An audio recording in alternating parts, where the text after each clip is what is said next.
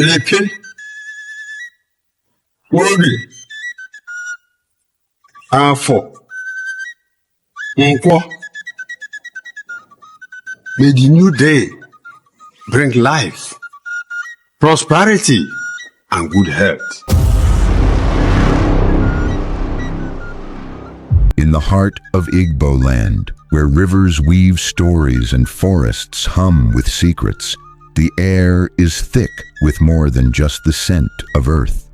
It is alive with presence.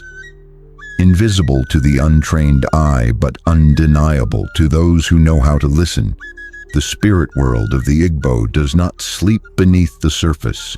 It breathes alongside the living.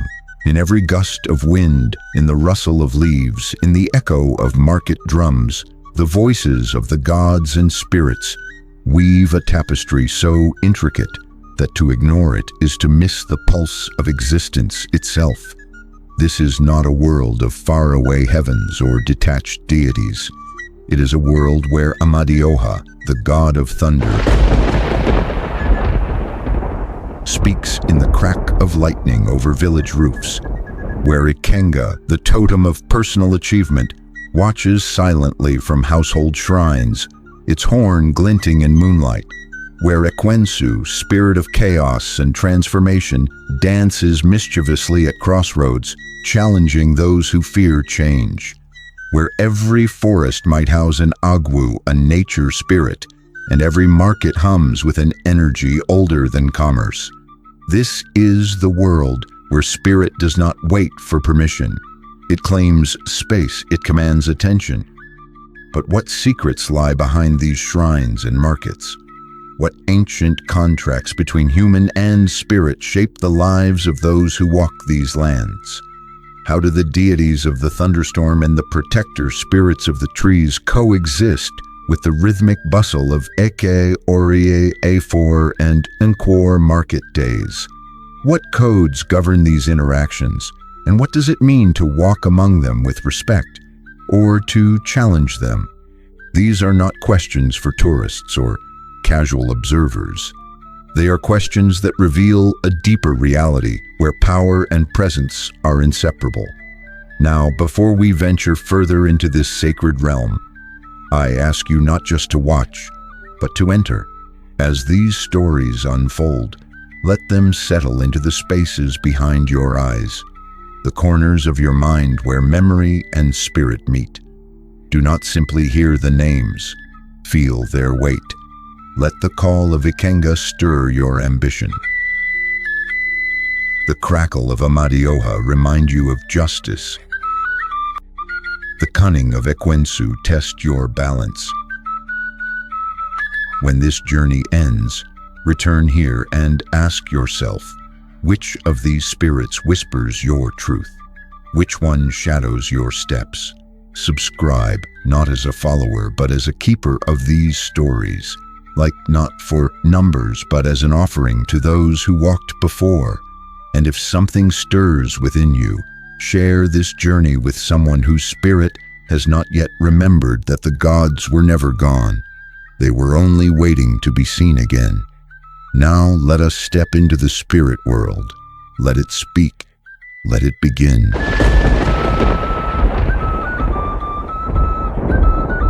In the vast, rolling landscapes of Igbo land, where storm clouds gather with a certain knowing, there exists a god whose presence is as immediate as the crack of thunder. Amadioha is not merely a god of weather, he is the embodiment of justice itself.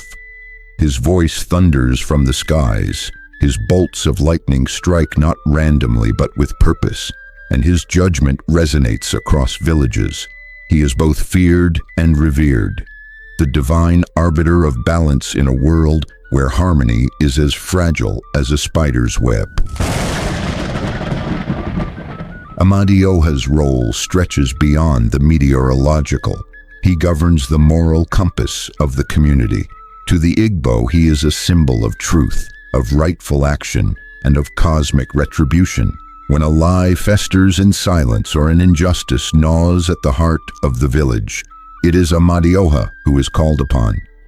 The elders say that a bolt of lightning splitting an old tree might be more than a natural accident. It might be a sign, a verdict from the heavens that something hidden has been exposed. His justice is swift and unambiguous, serving as both warning and correction. There are countless stories of Amadioha's retribution.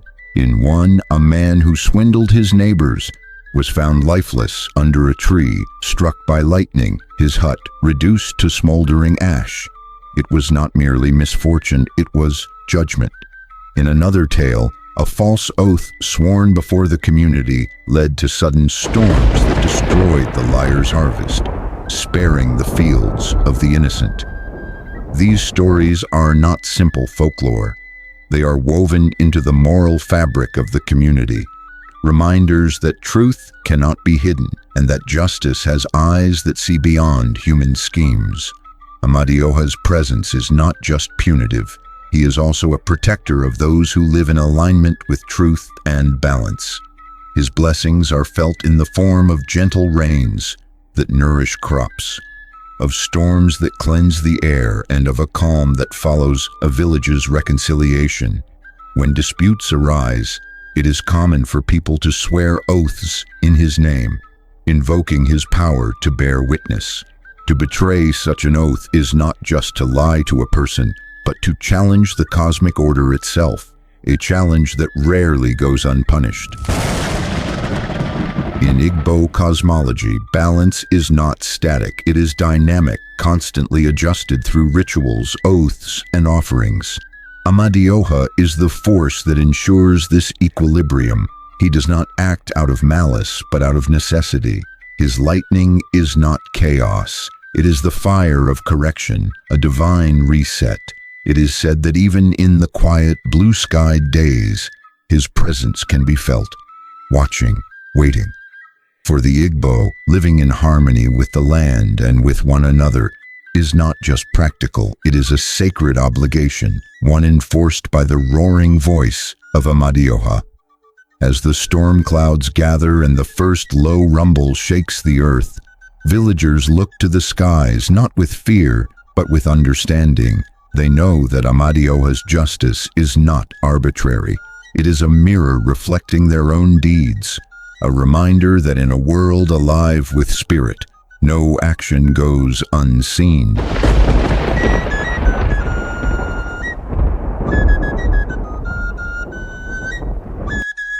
In the quiet corners of Igbo homes and villages, there stands a figure, often small but never insignificant, carved from wood with a raised horn and sometimes a blade in hand. This is Ikenga, the personal deity of strength, achievement, and determination. Unlike the communal justice embodied by gods like Amadioha, Ikenga is deeply individual. It is the spirit that whispers to each person, urging them forward, pushing them to strive, to succeed, to conquer their own limitations. Ikenga represents more than just ambition. It is the embodiment of personal destiny, the very force that compels a farmer to rise before dawn, a trader to seek the best deals, a warrior to face impossible odds. It stands for the right hand, the hand that works, creates, and fights. To the Igbo, the right hand is not merely a part of the body, it is a symbol of agency, of the ability to shape one's own future. Ikenga channels this energy, becoming a spiritual partner in the quest for personal success. Every Ikenga is unique, reflecting the individual it serves. Some are adorned with elaborate carvings, others are simple and modest, but all are placed in private shrines within the home or compound. Here, daily offerings are made, kola nuts, palm wine, or even small tokens of gratitude. Before major ventures, whether a business deal or a journey, the owner might whisper prayers to Ikenga, asking for courage, clarity, and strength. This ritual connection is intimate, a constant reminder that success is not achieved alone, but with the blessing and guidance of the spirit. Ikenga is often invoked in moments of challenge. A young man preparing to take on a new responsibility might present an offering at his shrine, asking Ikenga to steady his resolve. A trader expanding her business might do the same, believing that Ikenga's blessing will ensure fair trade and prosperity. Even warriors preparing for battle would honor Ikenga, recognizing that victory begins not on the battlefield, but in the mind and spirit.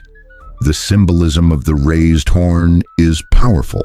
It signifies virility, readiness, and the will to overcome obstacles. The blade or weapon sometimes held by Ikenga is not about violence for its own sake, but about the cutting away of doubt and hesitation. It represents the ability to act decisively when the moment calls.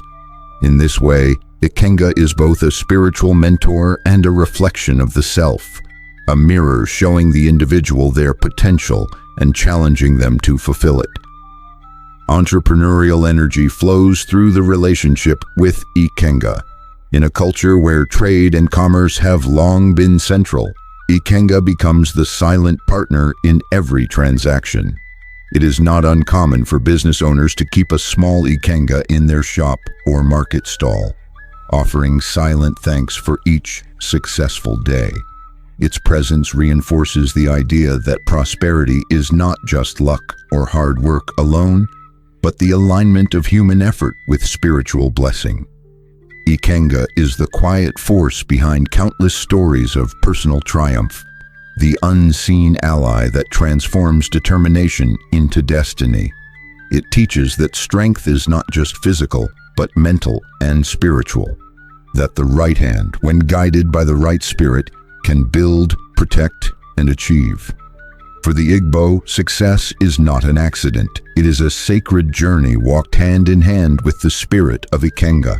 Among the deities of the Igbo, few are as misunderstood as Ekwensu, often branded by early missionaries and colonial narratives as a devil figure. This spirit was never meant to represent pure evil. Instead, Ekwensu embodies the forces of chaos and change, the cunning and adaptability necessary for survival in a world where nothing is static. In truth, Ekwensu is not an agent of destruction for its own sake, but a catalyst of disruption, testing limits, challenging norms, and forcing growth where stagnation threatens. Ekwensu's domain is negotiation, war, and commerce, the sharp-edged interactions where wit and strategy matter as much as strength. Stories tell of Ekwensu's skill in making deals, sometimes deceiving, but always with a lesson embedded in the trickery. One legend speaks of a contest where Ekwensu promised wealth to a man who could keep a secret, only to expose the secret at the most crucial moment, teaching the lesson that no deal is without consequence. In another tale, Ekwensu was said to lead warriors into battle, not out of bloodlust but out of the need to restore balance disrupted by injustice. The spirit's reputation as a war deity underscores this complex role. In times of peace, Ekwensu may appear as a merchant spirit, helping negotiate fair trade and fostering competition that benefits the community. In times of conflict, however, it is invoked for its strategic mind and fearless heart. Warriors would call upon Ekwensu not merely for victory, but for the clarity to outthink their opponents, for the cunning to anticipate traps and opportunities alike. Ekwensu's energy is sharp, relentless, and often unpredictable, making it both revered and approached with caution. Adaptability is at the core of Ekwensu's power. Where others see disruption as a threat, Ekwensu sees it as an opportunity. In Igbo thought, life is not a linear path, but a web of possibilities, each choice opening or closing a door. Ekwensu navigates this web with ease, teaching that survival depends on one's ability to pivot, to embrace change rather than resist it. This adaptability is not just for individuals, but for communities and cultures. It was through such strategies that many Igbo communities survived the pressures of colonialism and economic shifts, blending old practices with new realities. Ekwensu's stories also highlight the dangers of unchecked ambition. Its lessons remind followers that cunning must be balanced by wisdom, that the sharpest mind can cut its own path to ruin if not tempered by humility. In markets, Ekwensu's influence is seen in the competitive spirit of traders, where deals are struck with careful calculation and promises are weighed against future consequences. Yet it is also said that merchants who cheat or exploit others without honoring the balance risk invoking Ekwensu's ire, resulting in misfortune or public disgrace. Contrary to its demonized image, Ekwensu embodies the necessary disruptor, the force that ensures growth through challenge. In nature, storms clear old debris to make room for new life. In society, Ekwensu's presence stirs complacency, compelling people to rethink, rework, and rebuild. This is not chaos without reason. It is the creative force that makes evolution possible. Without Ekwensu, the world would be static, vulnerable to decay. With Ekwensu, it is dynamic, resilient, and always moving forward. For the Igbo, Ekwensu represents a truth often ignored by more rigid worldviews, that change is not to be feared, but harnessed. It teaches that life's unpredictability is not a curse, but a challenge, one that sharpens the mind and tests the spirit. Through stories of trickery and war, through lessons learned in the market and on the battlefield, Ekwensu remains a vital force in the spiritual and cultural imagination of the Igbo.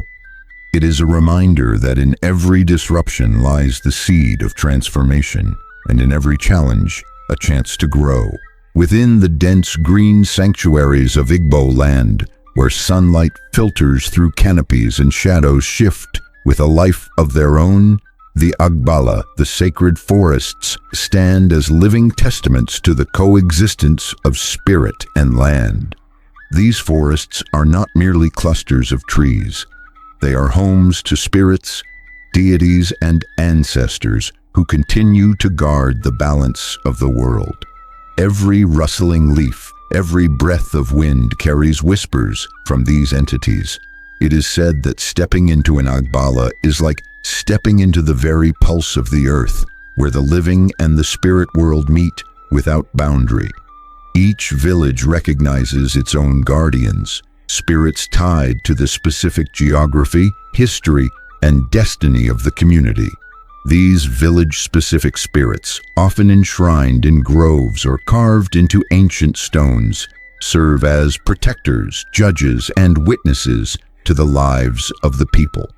Their shrines are simple yet profound, small huts or carefully cleared spaces adorned with offerings of kola nuts, palm wine, feathers, and prayers. To approach such a shrine is to acknowledge the invisible network of guardianship that holds the community together. Rituals performed for these spirits are not grand spectacles. They are intimate, rhythmic acts that reaffirm the village's respect and dependence on these forces. Libations poured into the soil, songs sung under moonlight, and dances performed in reverence to the unseen are all part of the delicate balance. These ceremonies remind everyone that survival is not a solitary endeavor, but a partnership between human effort and spiritual favor. When a child is born, a marriage celebrated, or a harvest gathered, the village does not merely rejoice, it thanks the guardians who made it possible. The balance maintained by these spirits extends to the environment itself. The forests are protected not just for their resources, but because they are sacred ground.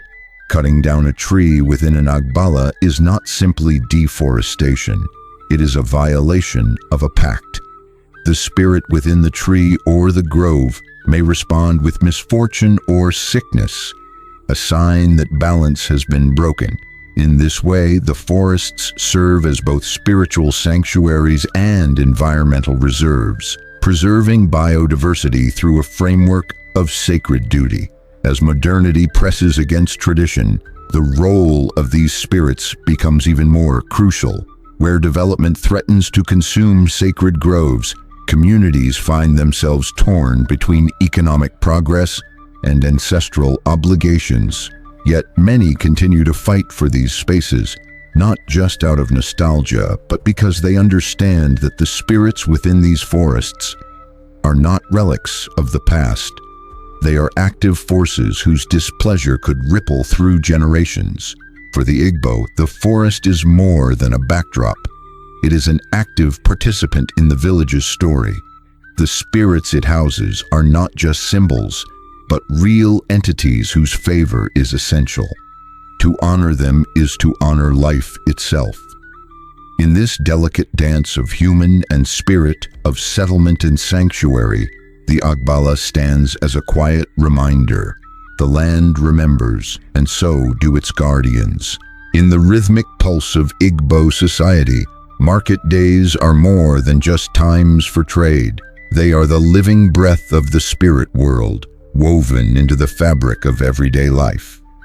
Eke, Orie, Afo, and Nkwo are not mere names for days of the week. They are cycles of energy, each carrying its own spiritual vibration and governing the flow of commerce and community interaction.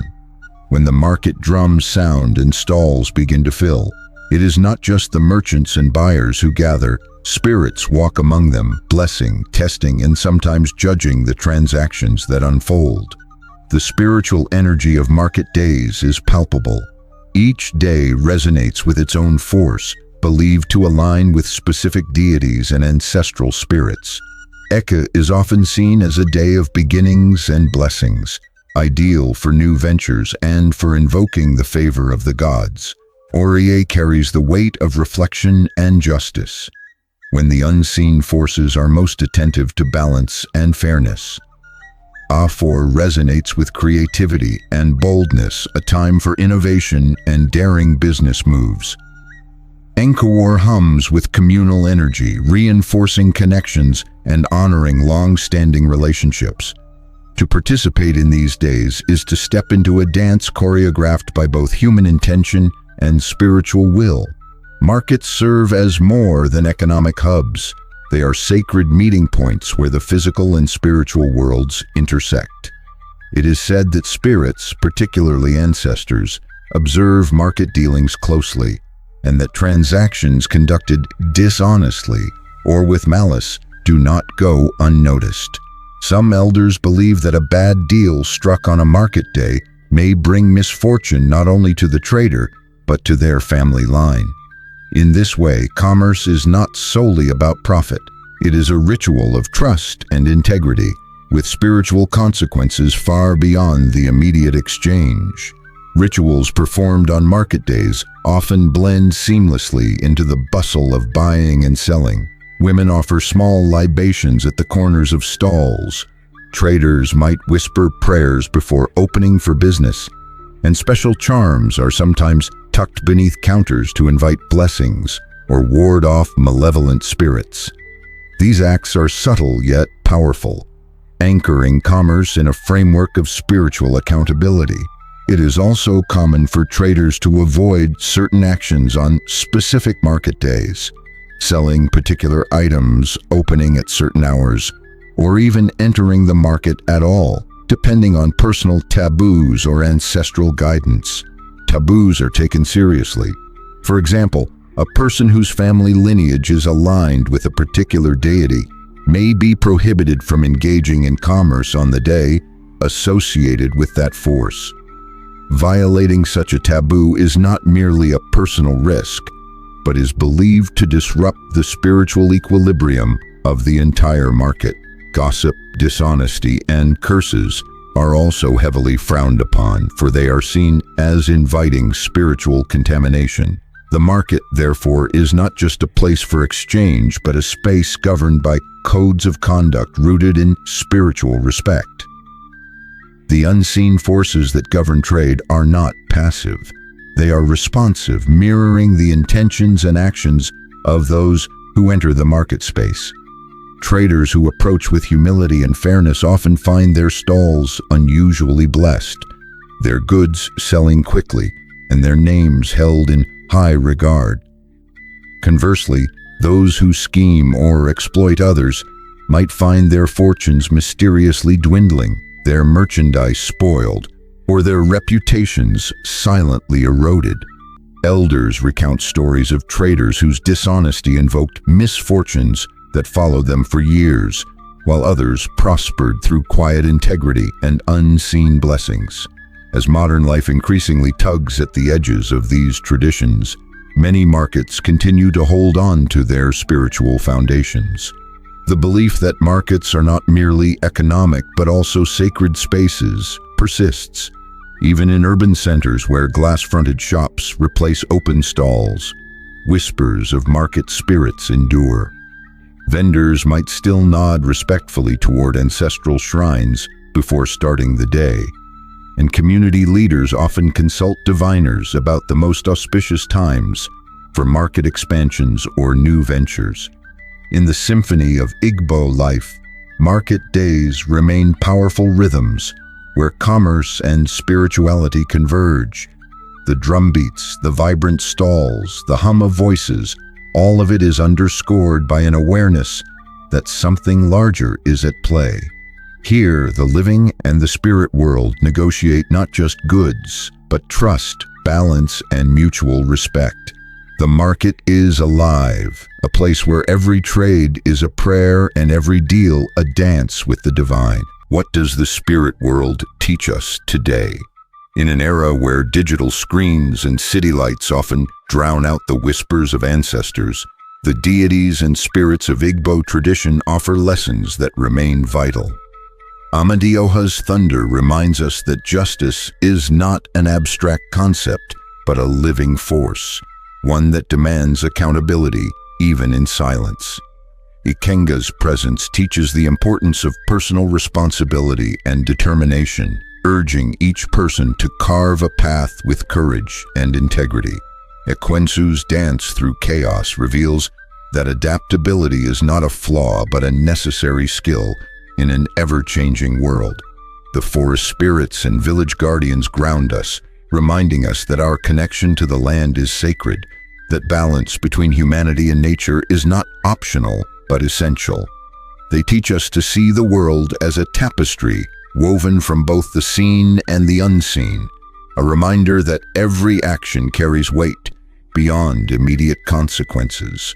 The energy of market days, with their intricate rituals and taboos, highlights the importance of community integrity and the invisible currents that shape our interactions.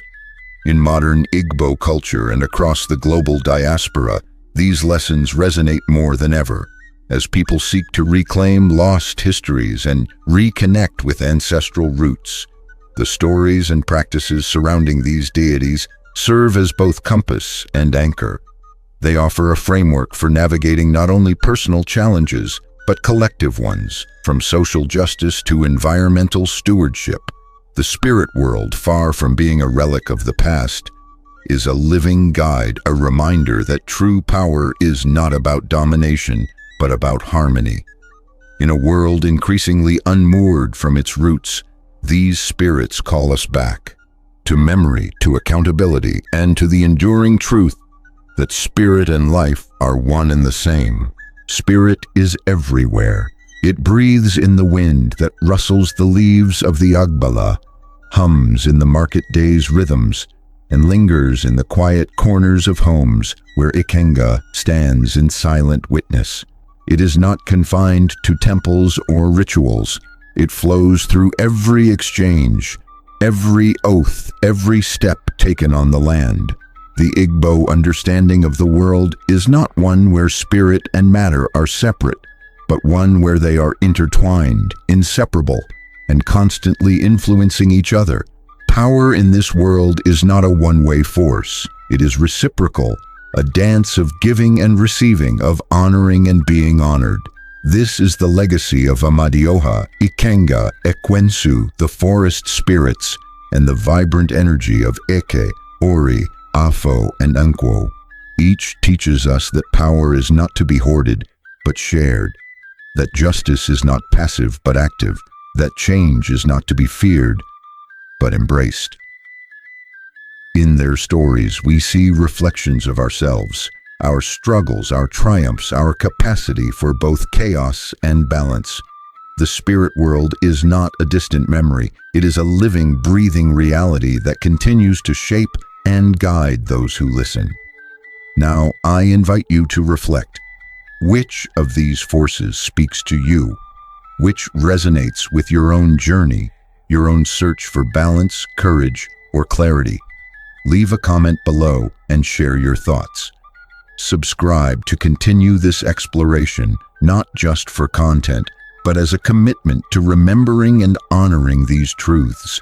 Like this video not for the algorithm, but as an offering, a modern libation to the spirits that have always walked with us. And share this with someone whose spirit might be waiting to hear these names again. Thank you for walking this path with us. Let the spirit speak and let it rise within you.